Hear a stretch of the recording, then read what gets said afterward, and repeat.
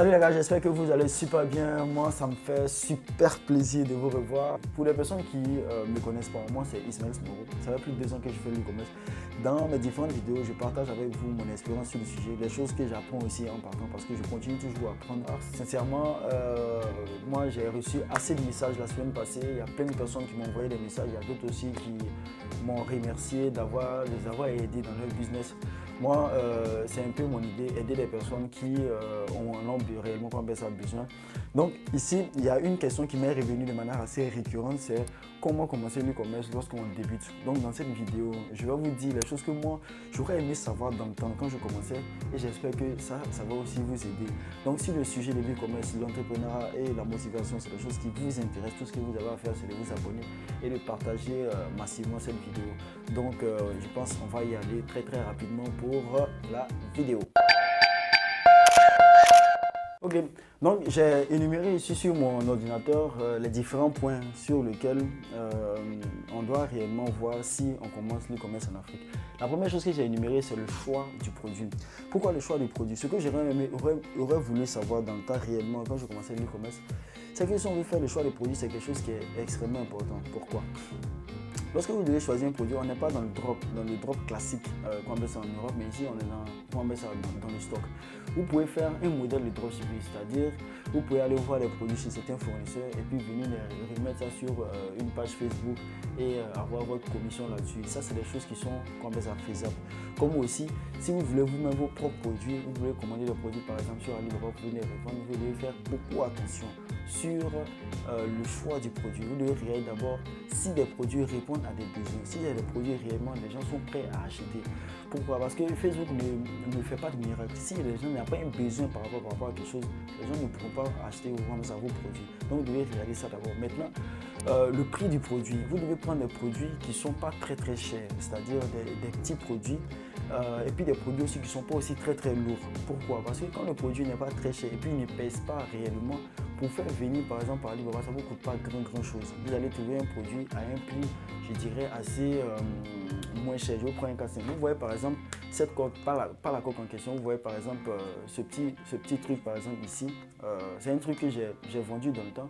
Vous voyez, ça ne coûte rien en Chine. Et puis, lorsque vous faites venir, du moins que c'est très petit, ça ne pèse pas. Donc, le prix de revient du produit en question devient très faible.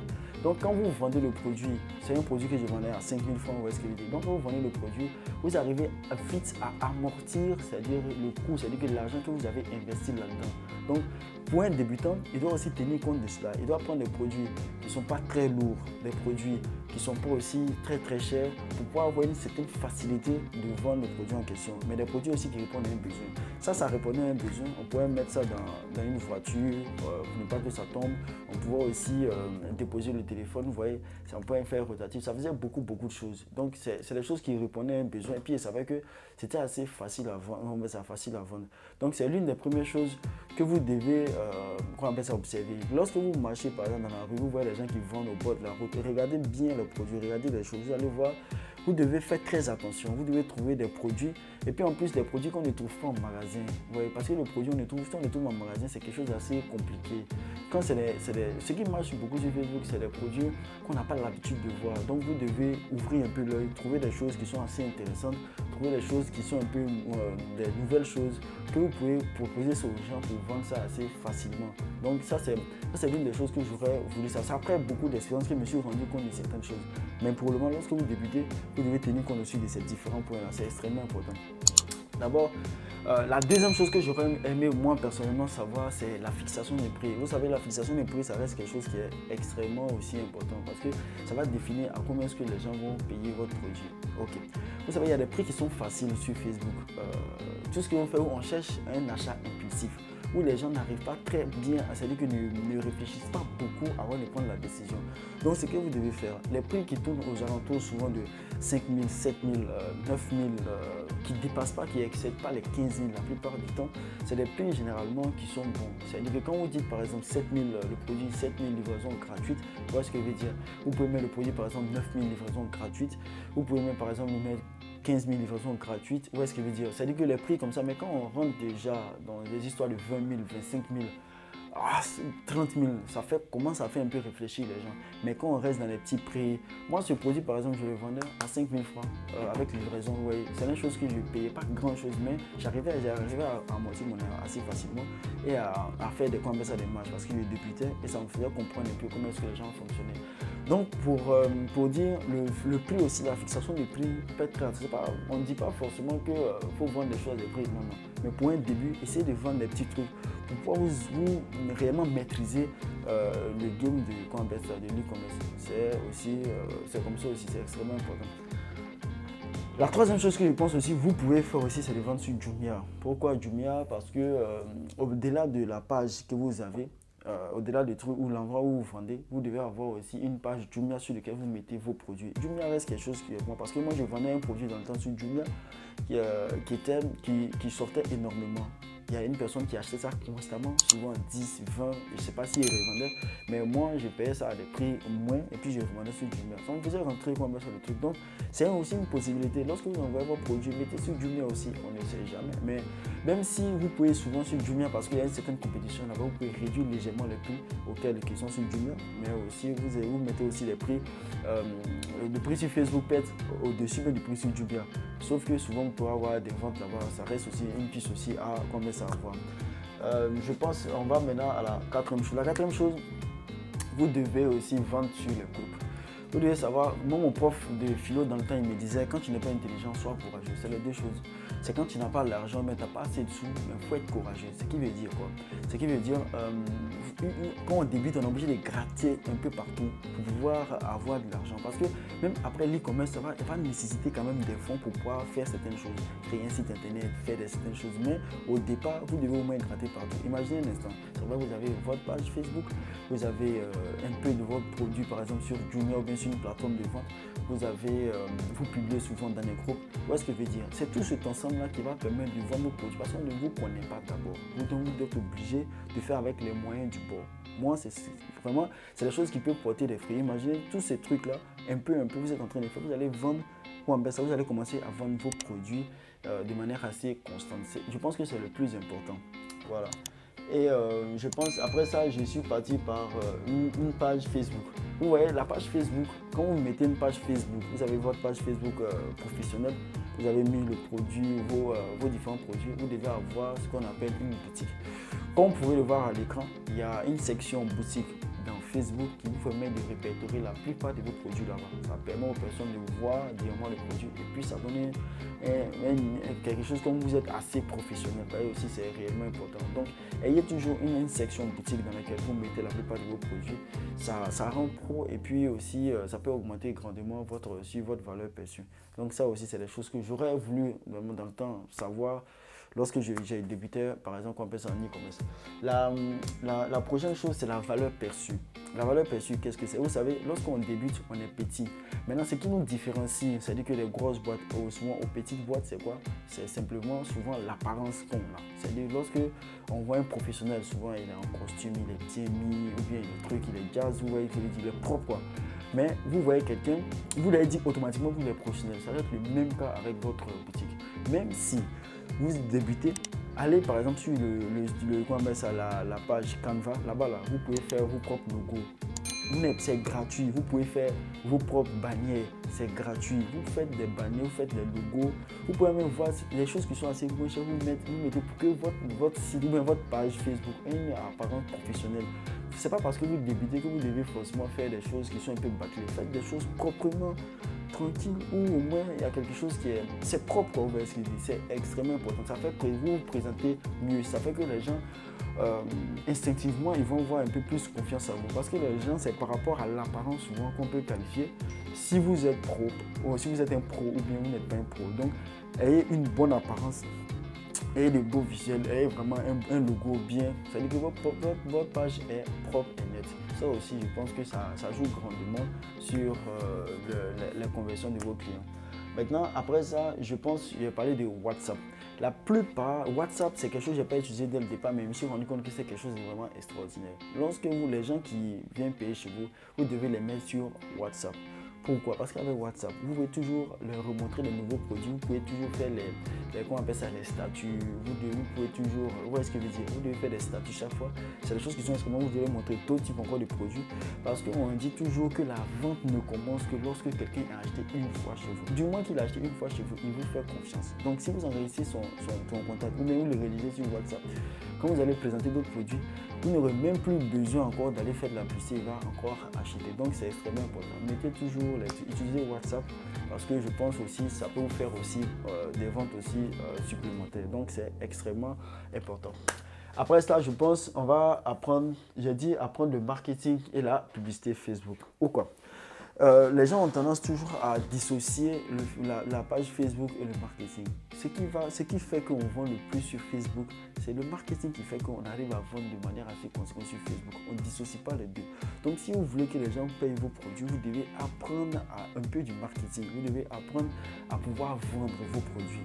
Vous devez apprendre comment ça, tous ces trucs-là. Pourquoi? Parce que ça va vous rendre, ça va augmenter vos ventes.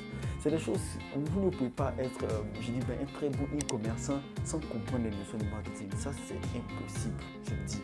C'est impossible. Parce que au fur et à mesure que moi-même, je vais encore dans le sujet en question, je me rends compte que le marketing a une place importante même comme ça. C'est vrai, Facebook, c'est que de la technique, c'est que de l'acquisition. Après Facebook, il y a Google, il y a beaucoup de choses. Mais l'élément clé, c'est de comprendre comment vendre réellement aux gens. Donc, vous devez apprendre toujours au moins le marketing. Ça ne sert à rien. Vous pouvez, vous savez, il y a des bouquins. Vous pouvez payer, comme il y a un bouquin par exemple, ça c'est un très bon bouquin. Vous pouvez payer ces bouquins, essayer de vous former dans le marketing, lire, essayer de voir comment est-ce que les gens fonctionnent. C'est quelque chose pour moi, je pense, qui est extrêmement important. Donc, veillez à toujours lire, à toujours aller sur Facebook aujourd'hui, mais sur YouTube. On n'a pas besoin, l'information est tellement diffusée, vous pouvez aller dans n'importe quel domaine, il suffit un peu de courage, vous allez bosser chaque fois, bosser Facebook, bosser le marketing, voir, vous allez vraiment apprendre beaucoup de choses que vous pouvez utiliser. Si réellement vous devez faire quelque chose à long terme, c'est ça le plus important. Parce qu'il y a d'autres qui veulent faire juste un petit truc machin. Concentrez-vous réellement sur ce que vous devez faire. C'est extrêmement, parce que ceux qui vont se concentrer, c'est les personnes qui vont réellement exceller dans ce domaine en question. Donc c'est extrêmement important. La deuxième chose, c'est avoir une bonne carte Visa. La carte Visa, autant moi j'ai fait une vidéo sur le sujet. Pour ceux qui n'ont pas pu aller voir le sujet, par exemple sur la carte Jambo, pour avoir réellement les détails. C'est pourquoi je parle de ces cartes, parce qu'en termes de Facebook par exemple, lorsque vous voulez faire du sponsoring, souvent pour pouvoir recharger vos cartes, vous n'êtes pas obligé d'aller dans les points, tout ça. C'est assez facile, c'est pratique. Voilà. Donc, utiliser une bonne carte, je pense que c'est quelque chose aussi qui est recommandé. Je vous recommande ça vivement pour des débutants. Puis la carte n'est pas chère, la carte coûte 5 000 au détriment des autres cartes qui coûtent 10 000 francs. Vous voyez ce que je veux dire? Donc, ça c'est exclusivement en Côte d'Ivoire aussi. Hein. Je ne sais pas pour d'autres pays, mais ça c'est exclusivement pour la Côte d'Ivoire. Le point suivant, on va parler par exemple de la relance client. L'une des choses aussi que j'aurais voulu savoir aussi, c'est relancer les clients. Vous devez savoir ici, le taux, lorsqu'on fait de l'e-commerce, lorsque les gens commandent chez nous, on paye à la livraison. C'est-à-dire qu'on n'a pas encore l'argent. Donc souvent, on est obligé de rappeler les gens pour les livrer. Souvent, on a un taux de refoulement peut-être de 20 à un peu plus élevé. C'est-à-dire que 30%, 40% peut-être des personnes qui ne prennent pas. Donc, vous devez mettre un système en place de telle sorte que ces personnes-là, vous devez les relancer peut-être sur après peut-être le lendemain, après sur 3 jours, sur une semaine, parce qu'il y a d'autres, par exemple, quand vous voulez les livrer, on dit non, qu'ils ont voyagé, sont déplacés. Vous devez trouver un système pour les relancer, parce que c'est des personnes souvent qui sont intéressées pour les relancer, pour pouvoir prendre vos produits. Donc les relances aussi font partie, peuvent augmenter aussi vos ventes. Vous devez aussi réaliser ce côté-là aussi, c'est extrêmement important. Maintenant, le point suivant, je vais parler de la livraison. La livraison, c'est quelque chose qui est extrêmement difficile. Quand les gens parlent d'e-commerce en Afrique, souvent il y a beaucoup de particuliers. Souvent, ce n'est pas des professionnels qui font, mais il y a beaucoup de particuliers qui font de la livraison. Or, la livraison, par exemple, essayez de voir un bon livrement. Si moi, il y a un conseil que je peux vous donner concernant la livraison, si vous avez vos propres motos, je trouve que c'est quelque chose qui est mieux. Même si vous n'avez pas de moto, quand vous débutez, essayez réellement de faire vos choses à l'avance. C'est-à-dire vous préparez vos colis à l'avance pour que les personnes viennent les récupérer très tôt le matin. Parce que quand j'ai remarqué que très tôt le matin, le taux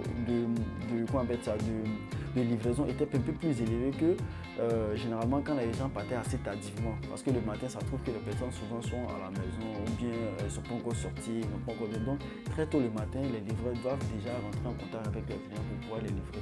C'est une partie qui est extrêmement importante dans la livraison. Donc essayez d'être assez rapide. Si vous pouvez faire ça le même jour, livrer le même jour, c'est bon.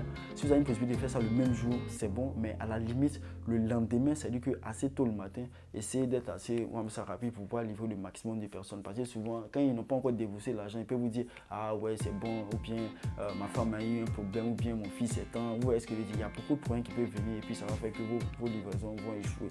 Donc, vous êtes débutant, vous n'êtes pas un junior, vous n'êtes pas un temps. Donc, essayez d'être un peu plus rapide. Dès qu'ils ont mis avant, allez en même temps qu'on met ça les livrer, c'est ce qui va faire que vous aurez un peu plus d'argent. Parce que le nerf de la guerre, c'est vrai que c'est mais c'est l'argent. Plus vous allez avoir du capital à côté, ça vous permet de pouvoir être un peu plus agressif encore sur le terrain, ça vous permet de pouvoir être plus solide. Donc, c'est extrêmement important. Dans les départ, vous serez obligé comme ça de gratter n'importe comment, à gauche, à droite, pour pouvoir vraiment vous positionner. Et la dernière partie, c'est d'avoir un site internet. Moi j'ai commencé systématiquement avec un site internet, mais la gestion d'un site internet c'est extrêmement compliqué.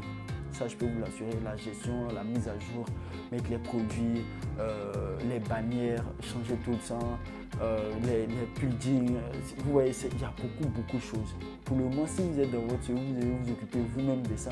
Je pense que c'est quelque chose que ça vraiment devient assez fatigant. Si vous commencez avec une page, si vous commencez à vendre, vous avez par exemple de l'argent, au fur et à mesure que vous avez par exemple de l'argent, vous pouvez peut-être recruter certaines personnes pour pouvoir vraiment suivre ce genre de choses-là parce que ça reste quelque chose qui est extrêmement fatigant et ça risque de ne pas vous rendre, je dirais, assez efficace. Il y a une personne qui me disait, lorsque l'avion veut démarrer, c'est le moment là, il prend le plus d'essence. Pourquoi? Parce que le démarrage de tout projet reste quelque chose d'extrêmement difficile. Ça, je peux vous l'assurer. L'e-commerce dans le départ, c'est extrêmement difficile. Raison pour laquelle, moi, ce que j'aimerais savoir, c'est de commencer toutes ces plateformes. Vous devez aller sur Jumia, vous devez aller dans les groupes, vous allez avoir un groupe WhatsApp, vous devez vraiment un peu partout pour que vous ayez assez de sous, c'est-à-dire qu'il y a assez de moyens, assez de liquidités, vous voyez, pour pouvoir vraiment continuer. Parce qu'après, ça commence à... Quand vous tentez vraiment de vous professionnaliser, il y a beaucoup de choses qui vont rentrer en ligne de compte. Donc, si vous n'avez pas l'argent, vraiment, ça sera quelque chose d'assez difficile. C'est quelque chose qui a beaucoup de potentiel, ça je peux vous assurer. Mais je peux vous dire aussi, c'est pas aussi très facile aussi de commencer à d'entamer. Donc, il y a souvent... il y a des choses que vous devez aussi commencer à tenir compte aussi. Donc ça, c'est des différents points que moi, personnellement, j'aurais aimé réellement savoir lorsque je débutais dans l'e-commerce. Moi, ça m'a fait réellement plaisir de vous donner ces différents points-là. Donc si réellement ce contenu vous a plu, si ce que j'ai dit, si ça peut aider d'autres de vos amis, si ça peut aider certaines personnes, réellement partager afin que ça puisse réellement les aider.